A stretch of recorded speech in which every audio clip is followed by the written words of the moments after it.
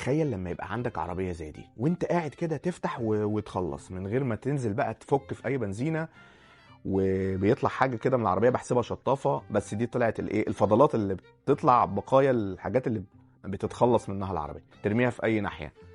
بس يعني انا شايفه ابتكار غريب بصراحه، يعني ما اعتقدش ان في عربيه في واحد هتبقى مركب واحد جنبك بعد اذنك بس دور وشك عشان ها ف...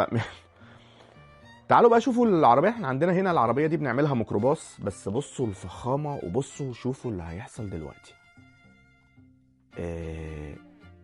لاكشري، منتهى الفخامه، شاشه سينمائيه، بصوا الاضاءه هيطفيها دلوقتي اهي، بصوا السقف بقى عامل ازاي.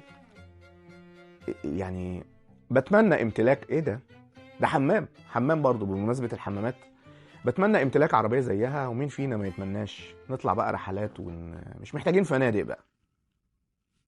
حلو، صلوا على النبي.